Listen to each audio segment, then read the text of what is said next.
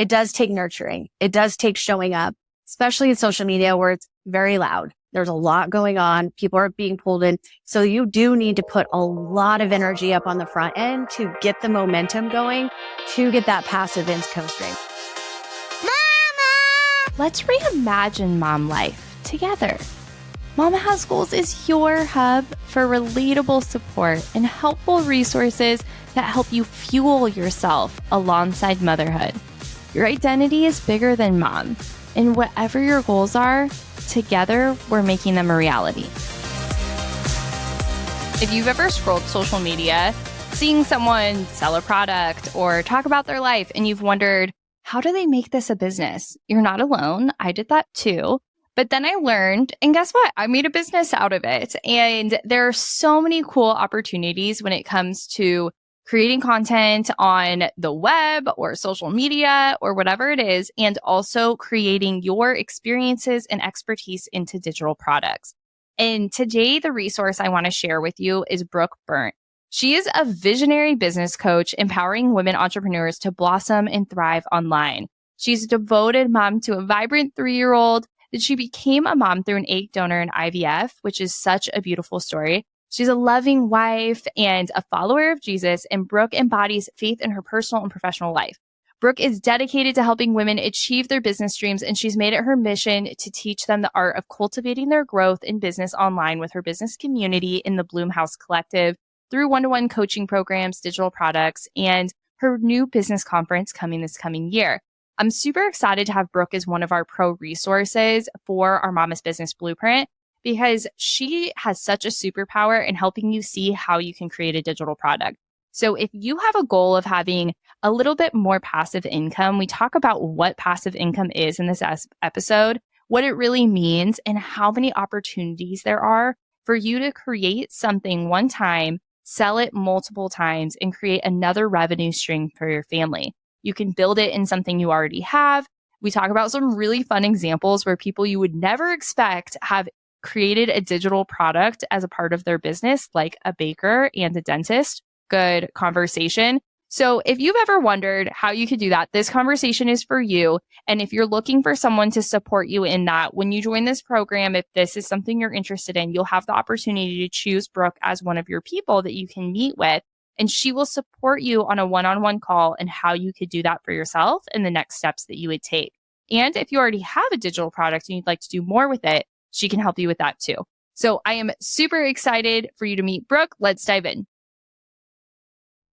Brooke, I'm so excited to have you here. One of my favorite things about what you do is you just share the message of digital products and you allow people's brains to just be expanded and what's possible for them alongside the life they currently live, which is what we stand for here. We want you to be able to still be mom. We want you to still be able to do whatever you want to do. But also there's this really cool world out there of all these really cool things you can do. And I will never forget the first time I saw like a digital product being sold was sitting on the floor, scrolling social media. And I found this account and I was like, I don't get it. They just like post on social media. How do they make any money? I have a business account. I don't understand how they do this. Obviously, I know so much more now, but I want to hear how you learned about the digital product world. How did you get brought up into what was possible? I was in Shalene Johnson's academy, and it was when I was in network marketing, and she introduced it back then. And that was like 6 years ago. And I was like, oh, I might dabble in it. I don't know. That sounds cool, but what expertise would I sell? I really didn't lean into it, but she was the first person that I think she's a pioneer in it, who was sharing about how you can really take your life experience and put it into a product that's going to transform someone's life. She was the first person that I saw talking about it, and I love her. So cool. Yeah. So cool. So let's umbrella this for somebody that's like, what's a digital product? You're right. I always wonder how these people on Instagram make money. So if that person's listening, expand the knowledge of what is possible for online digital businesses and products. Well, I literally have the goosebumps talking about this stuff. Just gets me so fired up because there's a lot of layers to it. A digital product might look like a checklist, a template, a downloadable PDF. It can look like a course. It can look like a video series. There's so many things in the digital space. So it really is a deliverable that would go to someone's email or go to their computer and they could download and reference. And so what is just propelling it in the space is that it's free real estate here in Instagram land and social media land. And people are sharing, because I feel like the market's shifted. More people are leaning into people they know, like, and trust, and that moms who have actually done the thing, that they've tried the product. I follow Big Little Feelings, and they have an empire. They're just launching courses and things. And I'm like, I trust them because they're moms and they're sharing things that truly transform in the mom and the parenthood space. It's just so vast and wide. And I get really pumped about pulling out what is in you that you could help someone else, like your life experience. Yeah. And I love that you bring it back to life experience, because we do want to learn from people that have walked the walk. We want to learn from people that look, talk, understand, comprehend like us. Yes. And maybe it doesn't have to check all those boxes, but if you can see yourself in the result that someone else has had, then that's when you get most excited. You're like, oh, maybe I could do that too. Yes. And it's so often that we can say that to someone and they can say, you're right. I like purchasing from people if I can see myself in that. Like, I think about clothing, right? Mm-hmm. If you're following a clothing influencer and that person's body looks totally different than yours, you're maybe going to be a little more concerned about buying that outfit, because you're going to be like, oh, that outfit might look different on me. But if that person's body like really resembles what your body looks like, you're going to be like, oh, I know exactly what that'll look like on me. So it's easier for you to be like, yep, I want to buy that outfit. But what's funny is when you're the person selling it, right? Yes. So when you're the one selling it, you then flip to this other side where you're like, I don't know if there's people like me. Believe me, there's people that want to buy your outfit, right? So how does that show up for your clients when they're first getting started and you're helping them pick what digital product is right for them? How do you help them understand the opportunity that's available to literally everyone? I talk about their personal transformation, and to go back to the time where they were in the pain point of trying to figure out, like, for instance, someone who had a lot of clutter in their house. I have a mom who's like, I hate organizing. It totally depletes me. It does not energize me. And I was like, you're my person. Tell me what I need to do. And niching it down, because she's like, I have ADD and I can organize. I'm like, I have it too. And it just crushes me. She's do it this way for a neurodivergent brain. And that's where you niche down. And that's what's so cool. Yeah. We're all built so different. How we learn, how we digest, how we process, what our family dynamic looks like, to what our value system looks like. And so that's why this space is so great, because people are like in little containers. And I don't want to say little, because if you're selling a digital product at $47 and selling it to 100 people, that's a lot. This is one of the things that just drives me nuts, Kels, is like in the space, even a client I had today who just is launching her book. She's like, my 58 followers. And I was like, imagine 58 people in the room with you right now and you pitching your book. And she's, oh, that changes. I'm like, please do not discount the following, the one person, the two. I'm like, if you can't hold the 58 people, you're not going to be able to hold the 1,000 people. But that's what gets me excited, is when you start running these numbers with these digital products that you create once and you can sell over and over. And there's no, gosh, I was looking at this. Do you follow Rick Pitino at all? He's amazing. He's an entrepreneur. And he was just talking about, if you invest in a vending machine, what the ROI is on that. If you invest in flipping cars, what the ROI in that. And then he talked about digital products that literally you're not holding inventory, right? All something within your brain that you are putting in a digital space that is being bought over and over again. And that's what gets me. Mm-hmm. So it's passive income too. We can only make so much money, because people are like, I'll go get in a second job. And with inflation, y'all, there's no way to keep up with it. This is why what gets me so pumped about the space too.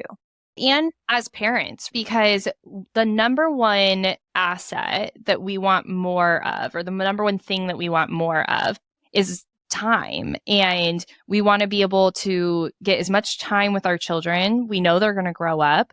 We want to get time for ourselves. We want to get time with the people that light us up, the things that light us up. And passive income we should probably break that down a little bit, right? Because a lot of people will be like, I saw a post the other day in this Facebook group I'm a part of, and this mom was like, I need to create passive income. How do I create passive income? Mm-hmm.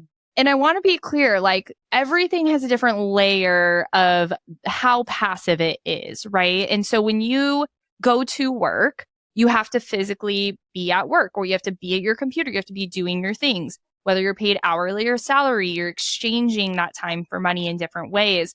then if you go into an online business, certain things take more time and more nurturing than others do. And just like the example you gave of vending machines or flipping cars, do you have to house inventory? What does that look like?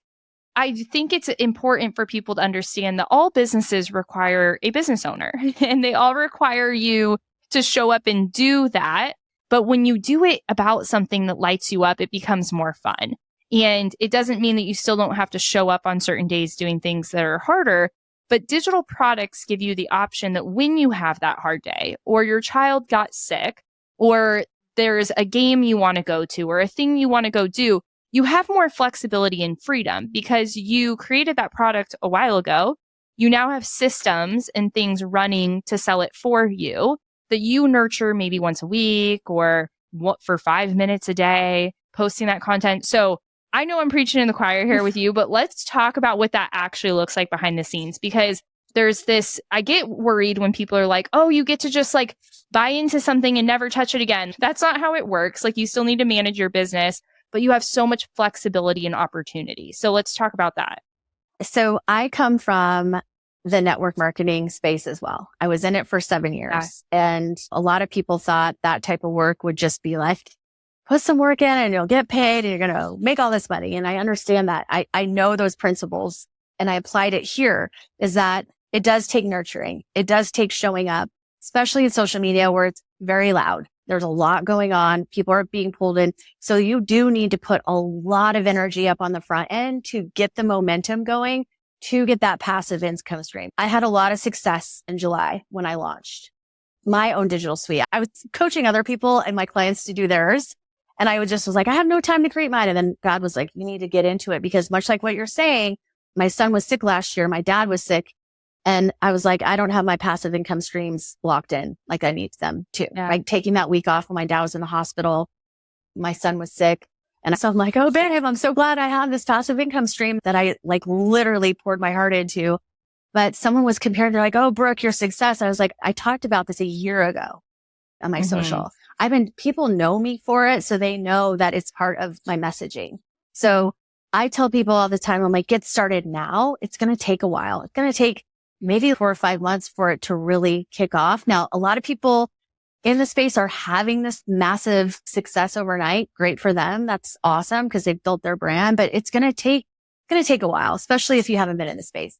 And so people need to know that there is an investment piece in your time, that it's not just, I'm going to make this digital product and post about it once. And Jillian will probably mirror this statement. It takes 8 exposures for someone to say yes to something, to buy something. There is that selling piece that has to happen. And it's not just this whimsical thing. Yes, there are strategies around Pinterest. So you can post something up on Pinterest, but you do have to cultivate.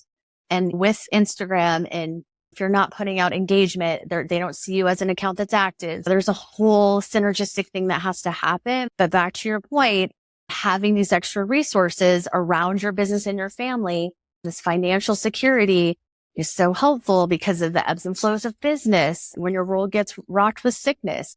And like when you're sharing and posting, I think that's what's so cool about the online space. I'll never forget when I used to manage in a retail space. And if my employee called out sick, guess who was going to work? Me, because someone had to be there. So I know I'm speaking to the woman that used to own a bar, right? Like someone has to go in and work because that's the only way that business functions. Yes. Where a digital space or an online business, what's great is whether you have employees or not, if you're the only employee, you're sick, you don't have to go replace yourself that day. It's okay. No. Sure, you might not have as much engagement on social media that day or whatever, but you can also plan ahead and you can create these things. You can't plan ahead to serve people that day in person, like in a restaurant. As well as you plan, if the staff's not there, the staff's not there. And so I think that's what's really great for families, what's really great for moms and business owners to be able to say, I can create something. And regardless of what your goals are, right? Like you could create a product suite that matches your ability to just pay for your Starbucks. Yes. Or you can create a product suite that's paying for your family vacation every year or replacing your job or whatever it is that you have goals around. It's scalable from $20 a week or less up to hundreds of thousands of dollars. And I just think that's so amazing. What is the biggest misconception that you think people have about digital products? First off, that they don't have any expertise to sell. Second off, that it's really hard to create them, and it's not. There are platforms, ChatGPT, Canva. You can go into Canva's AI tool and create an ebook in 20 minutes. Stand Store, which I love. They basically just walk you through. I tell people this. I'm like, it literally is a skill set of a 12-year-old. It's not hard. Yeah. Here's where people get caught up in it. When they're trying something new and they're stepping into the space or people are questioning them, they start to doubt themselves. That's where it comes in. When it doesn't work overnight, when they don't have a sale for a week or so, they think it's not working. And it's a business. You're in it for the long haul. And if you start doing numbers and understanding the numbers, is that if you are to sell 2 of them in a month, like I resell a course that I absolutely love because of the value in the course. It's a $500 profit. So if I'm selling 1 a day, let's do some crazy math. If I'm selling 2 a day out of a month, that's $1,000 bringing to that family. And that's just selling 2. But it does take showing up and it does take being consistent, which I think people don't understand, that consistency is king. It just is king. And let's talk about how it can fit into something you're already doing. You help such a wide array of business owners, people that do all sorts of different things. I love following your content. And you help them create content, but you also help them see how they can add to their product suite. So what are some businesses that maybe people wouldn't normally think that they could add a digital product to their business, or some ways that you've seen people add this on top of something they're doing as a part of the customer journey, where maybe you're selling something that is a physical product and you can provide a digital, or maybe you're selling something like one-on-one coaching and now you can offer something at a lower scale. What does that look like? I'm going to give you 2 examples. One of which was a client of mine. She was a custom baker. She bakes these beautiful wedding cakes. And so I was doing some coaching with her and she had a reel go viral. Okay. So the reel reached like 10 million people. Crazy. So she got 30,000 followers. So we did a data point of who these followers were, and they were bakers who wanted to learn from her. So we took those data points and now she's created templates. And she's created this whole digital suite about how to construct a successful baking business. She literally made $10,670 off one template that is this cute little business card that shows your Instagram profile, and on the back has a QR code. It was like a $25 template, right? She made 10 grand off that one template. So expanding her business. Now she's starting to do some coaching. What else did she launch the other day? Another example is of someone in my Stan fam. So I'm a Stan ambassador, which I freaking love, is these dentists. Okay. So they came in and they're like, gosh, what digital products can I create? I didn't have any part of this creation. I just want to say, but they were on a call and they've made $40,000 from, it's called The Ultimate Guide to Reversing Cavities. And he like goes in and he gives products and he basically gives the whole like idea around his holistic approach to reversing cavity. Like what? So cool. So he has just said it's completely changed because they're a brick and mortar business, right?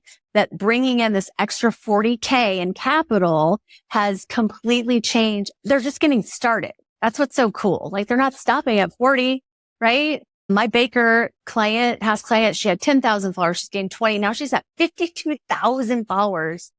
And I'm just giving this as a data point, as inspiration. Now, granted, she started at 0. We all start at 0. Yeah. But what the possibilities that can happen in the space. It's really cool. And so cool for businesses that would have never probably seen that as an opportunity, right? No. And the other thing I see a lot is people get started in a business that takes their time, right? If you're baking cakes, you're doing that. Yes. That takes your time, your energy, you have to be there. It's a hard thing to do. And sometimes they get not as excited about it anymore. They're like, I'm burnt out. I don't want to do this anymore. I no longer like my business. Yep. And what I love is you're finding this new light in your business that you did still love, but you're able to do it in a way that evolves with you. When you're like, okay, that was fun for that season, and now I want to do something different, or I want to add this to do less of the other thing and supplement that income. Because so many people get in businesses that they're no longer in love with, and being able to create new product suites over and over again that you get to relaunch at any point. It's just so mind blowing. So let's talk a little bit about one of the best ways, like you said, to sell digital products is through automation and social media. And social media is the free way to do that. And even podcasting, I hear people say all the time, podcasting's free. And I can tell you, we invest a lot of money into our podcast. So it's less free than social media is. Mm-hmm. You can do it yourself and it can be very close to free, but it isn't as easy, in my opinion, to run a podcast as it is to post on social media. I just think social media is bittersweet. People see the pros and cons of it. They see the concept of creating social media content. Some people are super excited about becoming like the mom influencer with their business. And other people are like, heck no, I do not want my face on social media. I do not want to create that. And I know you help people do both. So how, if someone, especially the person that's not excited about it, how can they get okay with promoting their business online? A lot of people are like, do I have to show my face? There's actually a lot of ways around that. So I help people with that. B-roll content is very popular. And what B-roll content is literally taking about 7 seconds of a landscape outside or just you on your computer. Like you literally don't have to look at the camera. There is the piece though that brands, you want to build trust fast. And that is a way to build trust fast if you're talking and you're putting a face behind it. I help people get out of comparison because that's one thing people are like, they will compare themselves. And I'm like, you need to look at who you are, what lights you up, what your talents are, what brings like joy to you. I have a client, she has a spray tan business and she was just feeling like, oh, I don't want to show my face anymore. So basically we found out she was in burnout. So I was like, why don't you go do the things that you love to do? She loves to garden and she loves yoga. And so I was like, just shut it all off for a week and go do that and then come back. And so she was like, I'm refreshed. I'm reignited. Sometimes we do need to take a break. And I was like, you know what? Actually turn off the accounts that are not like giving you joy, that are making you feel less than. And so that's another thing is like, I help my clients do is take an audit of what they're consuming. And 9 times out of 10, like we're consuming more than we're producing, what we're creating. And that gets us in a whole weird, wonky place because we just think that we have to be overproduced. I'm like, please don't overproduce your stuff. I'm going to just give this tip. Whenever I see an overproduced anything on social, I'm like, it's commercial. I'm out. I'm turned off. Bye. Yeah, no, you definitely don't need to overproduce it. And not even like the overproducing of, oh, it's super professional and fancy, but overthinking it even. Because I can tell you the reels that I like out of nowhere was like, oh, I'm going to go record this, gave it zero thought, are the ones that go viral. They are not the ones that I gave, oh, this is the plan that I'm going to put together. Yes. And I love that you bring up, you can do things without your face too, but you do have to do this like know and trust factor. But that doesn't mean that you have to share everything about your life. I know before we were clicking record, we were talking about that is the perception of what you see on social media when someone is sharing their life is they're sharing every part of it. And I maybe take 5 minutes a day to share my life on social media, 5 minutes of my whole 24 hours. And I think it's so important to know that you don't have to share your whole life. You were talking about even the checklists and the things that people can create for digital products. And I have bought so many for personal, professional, like different things that I love. $25 so I can learn how to organize my pantry. Great. And be able to put that together. But if you are going and you're talking about this thing you've created, you can go on your stories and you can be like, hey, I love sharing how I organize my pantry. And I just bought this one box of snacks and I wanted to show you guys how I'm going to decant it or unpack it, right?